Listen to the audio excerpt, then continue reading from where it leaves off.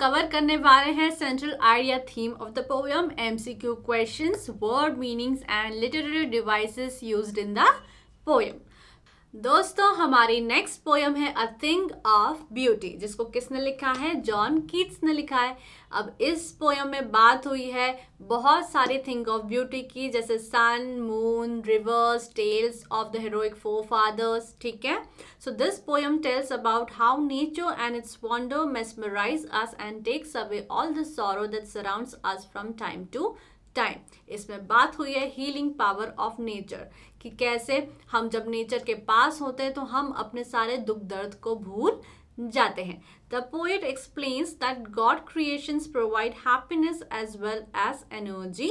The things present all around provide us with plenty of reasons to feel happy. जब इंसान थोड़ा सा gloomy होता है, डल होता है, तो वो जब नेचर के पास जाता है तो वो अपनी सैडनेस को थोड़ा कम कर पाता है, और यही बात हमारे पोएट इस पोएम में बता रहे हैं। तो दोस्तों, हमारा स्टैंजा नंबर 1 है a thing of beauty is a joy for ever, it's loveliness increases, it will never pass into nothingness but will keep above a quiet for us and a sleep full of sweet dreams and health and quiet breathing. So what are the effects of beautiful things on man's spirit? यहाँ पे लिखा है a thing of beauty is a joy for ever. तो यहाँ से हमको thing of beauty से मिलता है eternal peace and ever lasting Joy.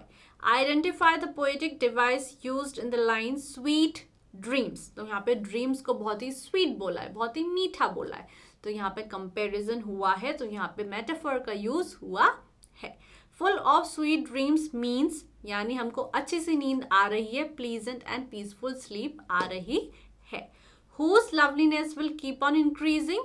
Of beautiful things, क्योंकि यहाँ पे लिखा है a thing of beauty is a joy forever, its loveliness increases। ठीक है, identify the phrase which say that it is immortal. Immortal का मतलब है अमर होना, जो कभी नहीं मरता है। ठीक है, तो थिंग ऑफ ब्यूटी के लिए बोला है कि it will never pass into nothingness, जिसका मतलब है कि थिंग ऑफ ब्यूटी भी इमॉर्टल है, उससे मिलने वाली खुशी कभी खत्म नहीं होगी। Identify the poetic device in bower quiet. तो बोवर्क क्वाइट में मेटाफर का यूज हुआ है, because calmness of the bower is compare to the calming effect of a beautiful thing. और बोवर्क का मतलब क्या है? A shady place under a tree, उसको बोवर्क बोला है।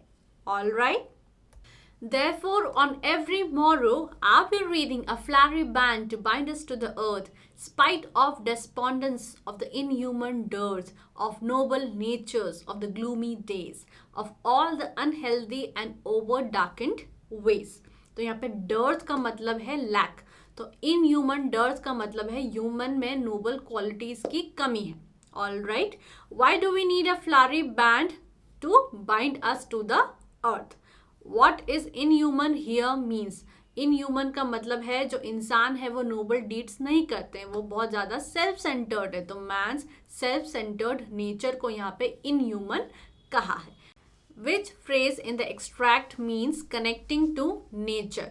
तो यहाँ पे है रीडिंग अ फ्लावरी बैंड।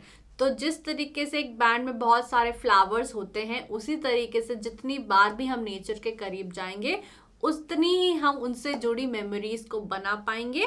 तो इसीलिए कनेक्टिंग टू नेचर का मतलब है reading a flowery band. What qualities make human suffer? तो यहाँ पे लिखा है, देखो, over darkened ways, pain, hopelessness, lack of noble deeds are a cause of human suffering. What is meant by inhuman dearth of noble natures? ठीक है, तो इसका मतलब यही है कि जो ह्यूमंस हैं उनमें नोबल डीड्स की कमी है, lack of nobility in human. Few people rise above the petty differences, यानी बहुत कम लोग ही पेटी डिफरेंसेस के ऊपर उठ पाते हैं। Identify the literary device used in band to bind. तो यहाँ पे इमेजरी का यूज करा गया है, हमारे सेंसेस को अपील करने की कोशिश करी गई है, हमारे सामने एक सीन क्रिएट करने की कोशिश करी गई है। Which phrase in the extract means unhappy and disillusion.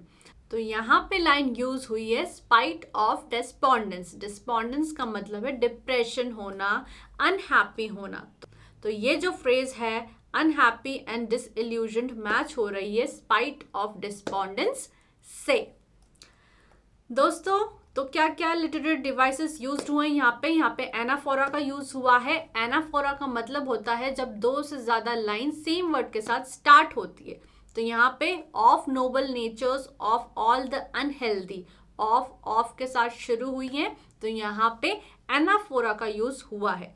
Alliteration का मतलब क्या होता है? Use of consonant sound at the start of two words which are close in series. तो यहाँ पे है बैंड टू बाइंड में B N in noble nature, दोनों ही एन से स्टार्ट हो रहे हैं, पास पास रखे हैं, and S in some shape.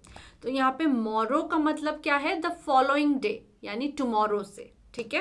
Reading का मतलब है सराउंड करना, एनसर्कल करना, और डिस्पोंडेंस का मतलब है डिप्रेस होना, और ग्लूमी का मतलब है सैड होना, ठीक है। मेटाफोर का यूज भी यहाँ पे करा गया है। Reading a flowery band, the beautiful things of our life bind us to the अर्थ।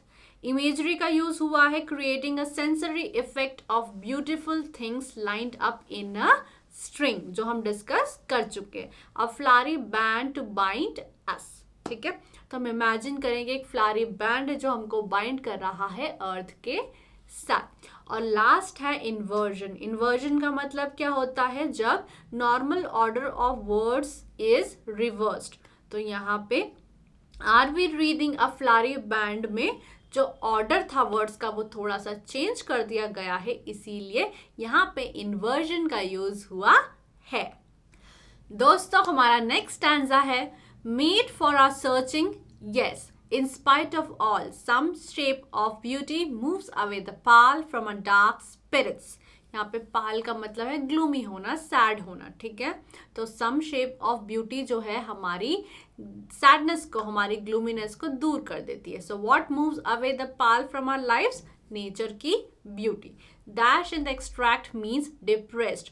तो यहाँ पे ग्लूमी का मतलब है, पाल का मतलब है सैड होना, ग्लूमी होना, सैड होना। All right. How does beauty help us when we are burdened with grief?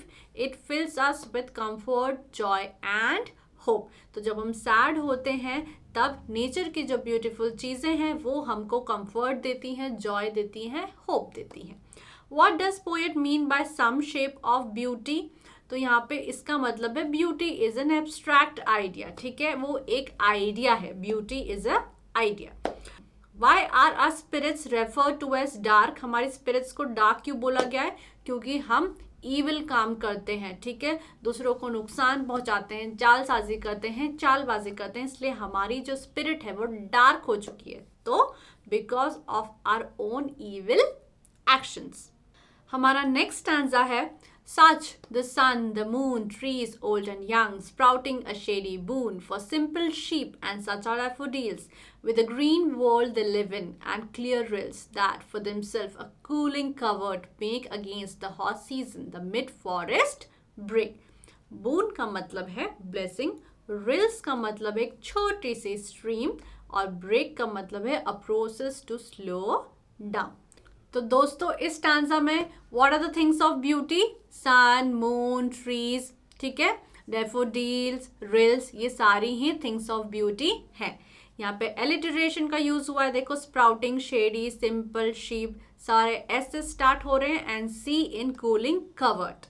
Next is imagery. Imagery का मतलब क्या है? पोएट हमारे सामने एक सीन क्रिएट करना चाहता है, हमारे सेंसेस को अपील करना चाहता है।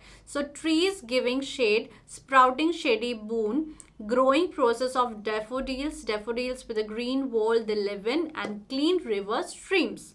एंटीथेसिस, एंटीथेसिस का मतलब होता है जब ऑपोजिट वर्ड्स का प्लेसमेंट बहुत ही क्लोजली किया गया हो। तो यहाँ पे देखिए ओल्ड एंड यंग दोनों ऑपोजिट हैं और पास पास रखे गए हैं, तो यहाँ पे एंटीथेसिस का यूज हुआ है। दोस्तों हमारा नेक्स्ट स्टैंजा है rich with a sprinkling of fair musk rose blooms, and such too is the grandeur of the dooms we have imagined for the mighty dead, all lovely tales that we have heard or read, an endless fountain of immortal drink pouring onto us from the heavens bring। तो यहाँ पे grandeur का मतलब है high rank और socially important, grandness, ठीक है। Mighty का मतलब है इनॉर्मस, इमॉर्टल का मतलब है नेवर डाइंग, जिसको हमने बोला है जो अमर रहता है, जो कभी नहीं मरता है, और ब्रिंक का मतलब है edge. All right, so who are the mighty dead refer to here? तो यहाँ पे हमारे एंसेस्टर्स की बात करी गई है, उनको माइटी डेड कहा गया है। The phrase endless fountain of immortal drink signify, तो यहाँ पे deeds of great men, all things of beauty, इन सभी को इमॉर्टल ड्रिंक कहा गया है, क्योंकि जब भी हम अपने एंसेस्टर्स की कहानी या तो पढ़ेंगे या तो सुनेंगे या थिंग्स ऑफ ब्यूटी को देखेंगे, तो वो हमेशा ही हमको मोटिवेट करेंगी, हमेशा ही हमको जॉय और होप देंगी। इसीलिए इन सारी चीज़ों को इमॉर्टल, कभी न मरने वाली ड्रिंक कहा गया है। Identify the literary devices used in grandeur of the dooms, तो यहाँ पे भी इमेजरी का यूज करा गया है, एक ड्रामेटिक इफेक्ट क्रिएट करने की कोशिश करी गई है। Which word from the extract means the same as enduring and everlasting, तो उसका मतलब है इमॉर्टल, जो कभी नहीं मरता है, जो कभी खत्म नहीं होता है। How do we know about the mighty dead, हमको हमारे एंसेस्टर्स के बारे में कैसे पता चल रहा है? तो यहाँ पे लाइन है all lovely tales that we have heard और रेड, तो या तो उनकी कहानियां हमने सुनी है या तो पढ़ी है, तो लवली टेल्स हर्ड और red. Dash from the extract means magnificence, तो यहाँ पे ग्रैंडियर यानी ग्रैंडनेस की बात करी गई है, तो ये जो वर्ड है मैग्निफिसेंस से मैच हो रहा है। तो दोस्तों इस स्टैंजा में लिटरेरी डिवाइसेस क्या क्या यूज हुए हैं? एलिटरेशन का यूज हुआ है, यानी हैव हर्ड, दोनों ही एच से स्टार्ट हो रहे हैं, दोनों ही कॉन्सोनेंट है और पास पास रखे गए हैं। मेटाफोर का यूज हुआ है जब बोला है immortal drinks, because beautiful objects of nature are forever like a never ending portion of a drink. Rhyming scheme क्या है यहाँ पे?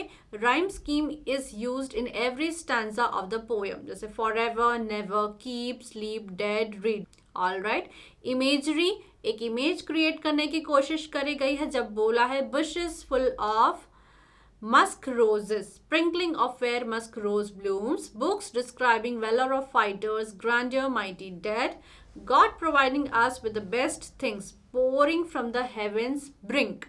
तो ये सारी ही चीजें पोएट हमको इमेजिन करवा रहे हैं, तो यहाँ पे इमेजरी का यूज हुआ है। दोस्तों हमारी नेक्स्ट पोयम है आंट जेनिफर्स टाइगर्स, जिसको लिखा है एड्रियन रिच ने। ठीक है, तो दोस्तों इस पोयम में बात करी गई है एक मैरिड वुमन की, जिसको रेफर कैसे किया गया है? As aunt Jennifer. तो आंट जेनिफर की मैरिड लाइफ के बारे में इस पोयम में बात करी गई थी कि कैसे वो एक अब्यूसिव मैरिज में थी, वो अपने आप को बहुत बंधा सा महसूस करती थी, इसीलिए वो अपने इनरमोस्ट डिजायर्स को बताने के लिए वूलन टाइगर्स बना रही हैं, और उसी पर इस पोयम का नाम है aunt Jennifer's tiger. This poem through the world of aunt Jennifer tells us about her inner desire to free herself from the clutches of abusive marriage and patriarchal society। patriarchal society का मतलब होता है male dominant society। ठीक है, in the poem a woman expresses her deep feelings through her art। ठीक है, तो वो टाइगर्स बना के अपने डिजायर्स को बता रही हैं। Aunt Jennifer is prey of male dominant society, also there is no one with whom she can share her physical pain, so she makes picture to describe her deep feelings। तो अपने feelings को express करने के लिए वो tigers बना रही हैं। The poet wants to represent the life of a woman who has to live under a constant fear of her husband, also she will only get freedom when she die। तो हमारी जो aunt Jennifer वो अपनी married life में इतना बुरा feel कर रही है, इतना जकड़ा हुआ महसूस कर रही है कि उनको लग रहा है कि वो अपने मरने के बाद ही इस सब से फ्री हो पाएगी। तो दोस्तों हमारा पहला स्टैंजा है Aunt Jennifer's tigers prance across a screen, bright topaz denizens of a world of green. They do not fear the men beneath the tree and they pace in sleek chivalric certainty। ठीक है, तो यहाँ पे prawns का मतलब क्या है? वो जो टाइगर्स हैं दे आर मूविंग और walking around with high springy steps. उछलना कूदना जिसे कहते हैं, ठीक है। टोपैज एक ब्राइट डायमंड होता है येलो कलर का। डेनिजन्स का मतलब होता है एन एनिमल दैट लिव्स और is found in a particular place, जो एक पर्टिकुलर प्लेस में रहता है। स्लीक का मतलब बहुत ही एलिगेंट होना, और शिवल्रिक का मतलब होता है being courteous specially to women, an act of a gentleman. तो ये जो टाइगर्स है बहुत ज़्यादा शिवल्रिक है, ठीक है। How are the tigers described in the extract? Bright, fearless and bold. The word prance suggests strength. जो हमारे जो टाइगर्स हैं, they prance across the screen, इधर से उधर जंप कर रहे हैं, ठीक है। How are the tigers different from the creator? तो टाइगर्स अपने क्रिएटर यानी आंट जेनिफर से डिफरेंट कैसे हैं? क्योंकि टाइगर्स जो हैं वो बहुत ज़्यादा ब्रेव हैं, उनके पास बहुत ज़्यादा फ्रीडम है, वो बहुत ज़्यादा करेजियस हैं। लेकिन आंट जेनिफर जो हैं बिल्कुल भी करेजियस नहीं है, ब्रेव नहीं है, कॉन्फिडेंट नहीं है। So the tigers are very brave and confident. Sleek chivalric certainty of tigers mean free movement of tigers. यहाँ पे बताया गया है कि वो बहुत ही एलिगेंट तरीके से इधर उधर कूद रहे हैं। Dash in the extract means residence. तो यहाँ पे डेनिजन का मतलब होता है to live in a particular area, to be found in a particular area. तो डेनिजन्स का मतलब होता है रेजिडेंस। ऑलराइट, हमारा नेक्स्ट स्टैंजा है Aunt Jennifer's fingers fluttering through her wool find even the ivory needle hard to pull. The massive weight of Uncle's wedding band sits heavily upon Aunt Jennifer's hand. Fluttering का मतलब होता है to move in quick, irregular motions as if being agitated. थोड़ी सी गुस्सा है, थोड़ी सी nervous है, ठीक है। So what was Aunt Jennifer doing with her wool? She was embroidering tigers. Why does she find it difficult to pull the ivory needle? उनको difficulty क्यों हो रही है आइवरी नीडल को पुल करने में? Because she was terrorized by her married life. वो इतनी ज़्यादा डरी हुई हैं, अंदर से इतना ज़्यादा खौफ है उनके मन में कि वो जो मामूली सी आइवरी नीडल है उसको भी पुल नहीं कर पा रही हैं।